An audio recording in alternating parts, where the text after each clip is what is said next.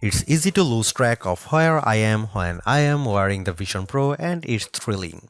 I am on a FaceTime call with a colleague in San Francisco. I see her in 3D in front of my face, part of a sweeping landscape of apps and images laid out in front of me like an iPad exploded into space. After our call, I hang up and with the headset still on, turn a dial to draw back the virtual landscape, revealing the reality outside the Vision Pro. Our video team all around me to capture the experience. Worlds within worlds within worlds.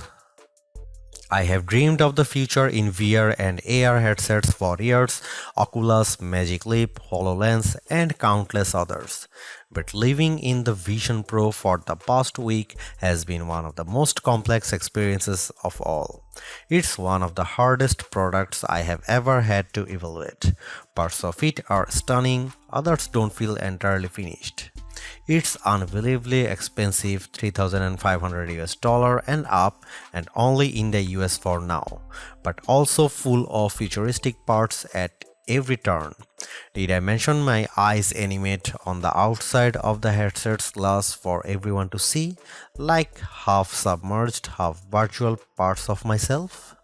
Apple's big bet on the immersive future is also a big step into a new phase of devices that intertwine with the software we already use on our phones, tablets, and computers.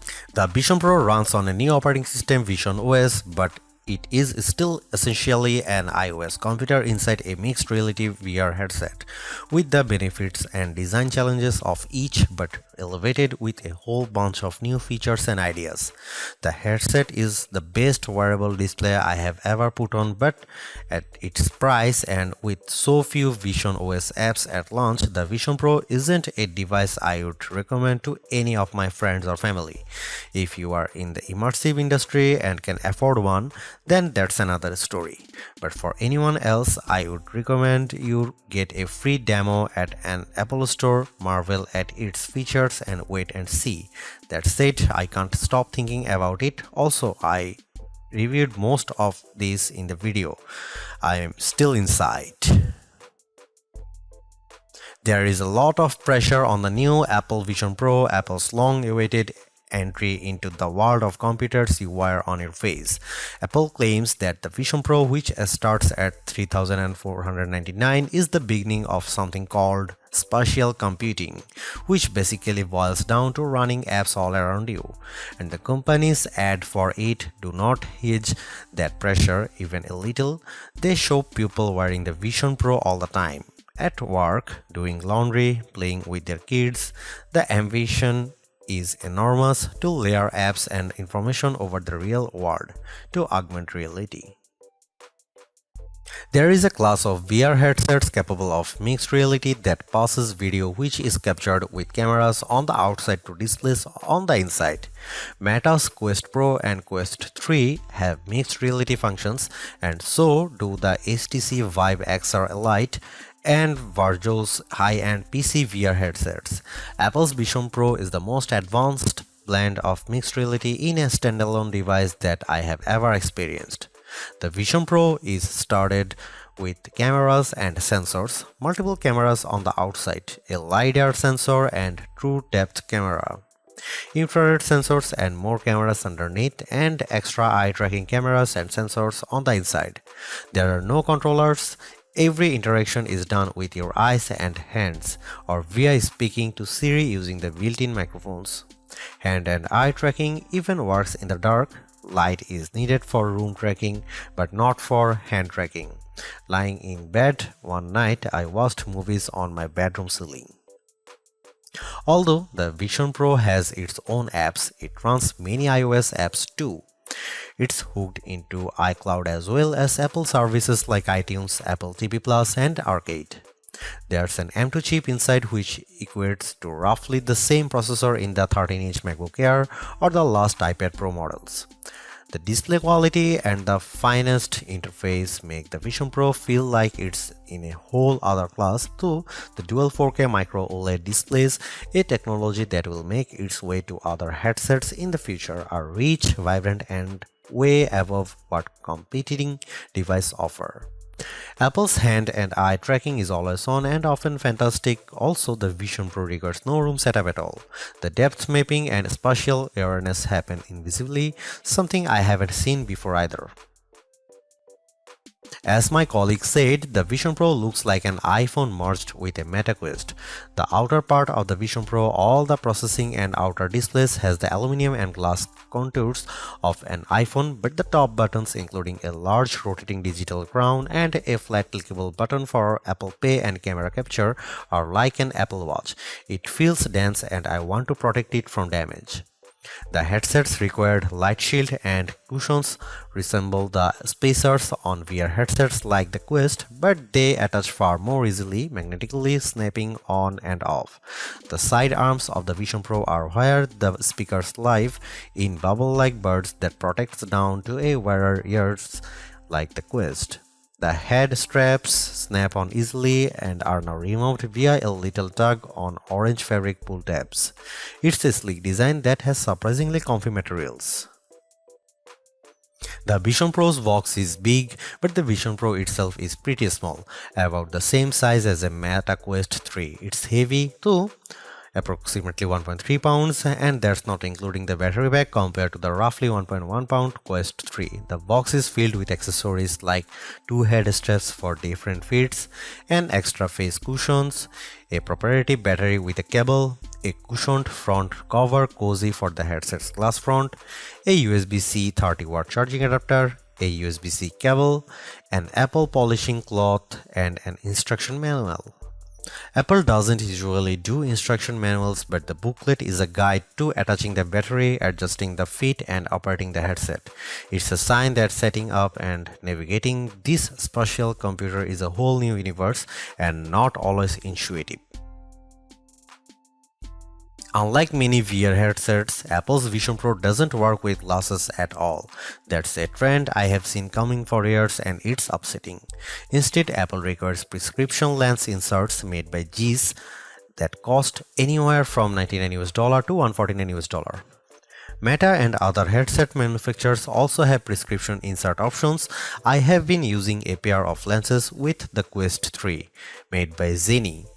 But most other VR headsets also have spacers that allow the wearer to wear glasses too. The Meta Quest Pro, for instance, allows glasses. The Zeiss lenses come in a cardboard sleeve along with a QR code card for setup. Scan the code with the headset's cameras and the device optimizes the displays for the lenses. The lenses snap in magnetically and they are easy to pop on and off. There are parts of the Vision Pro that feels like any other Apple device and parts that decidedly do not. First, I needed to adjust my head straps. The pre-attached solo knit headband feels like a paddle ski Google head strap stretching around the back of my head and tightening with a knob on the side. It's comfy at last, but after half an hour the headset feels top heavy and pushes in on my cheeks a bit. It's fine for short sessions though. The other head strap is a dual loop band that looks like the headband on my CPAP machine and tightens on the back and over the top of my head with Velcro. The weight balance is better. This is better fit for long work sessions.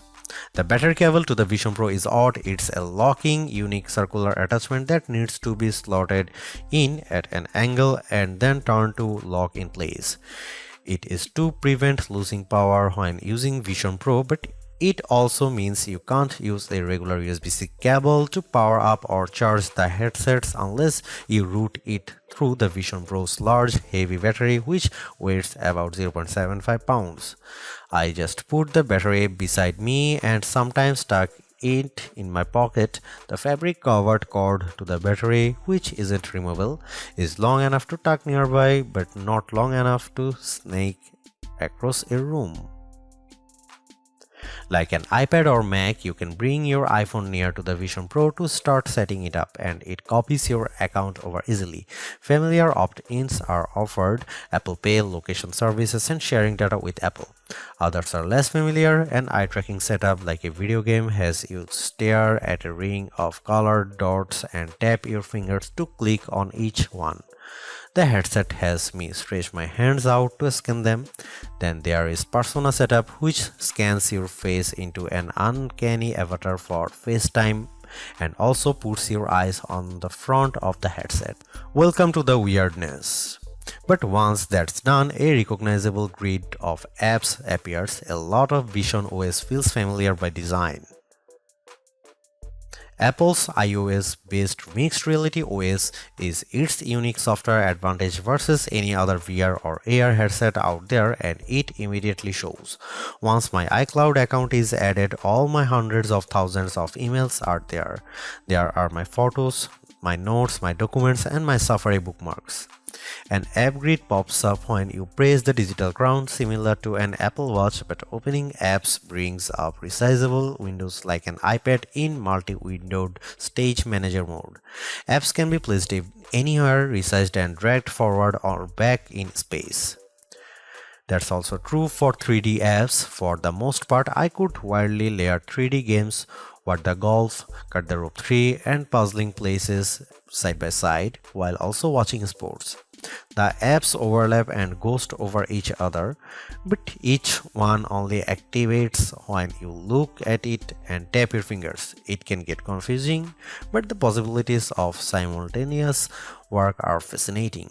Controls take getting used to. Any icon or button I look at is highlighted, grows in size of glows, and tapping my finger selects it.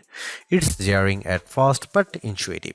Control Center, a pull-down menu on iPhones, is a hovering dot that floats above my field of view. It becomes an arrow and I stare at it, then expands into a familiar controls for Wi-Fi, Bluetooth and screen recording, which has been super helpful for this review. That control dot can be shifted higher up in settings but sometimes gets in the way when watching movies or playing immersive games. There are some missing settings I am used to in iOS that are not in Vision OS, and there is no FaceTime app. Instead, in the main app grid, there is a toggle for people where contacts can be pulled up and FaceTime calls started. The Messages app lets me respond to people, including green bubbles.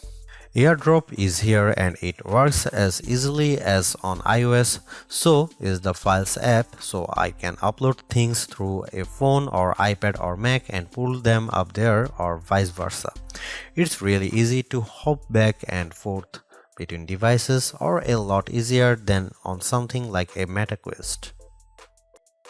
I had this weird moment watching Ready Player One in 3D in the Vision Pro. I got a little teary. I thought about dreams versus reality. It was a theme I visited when former editor and I reviewed the Oculus Rift back in 2016.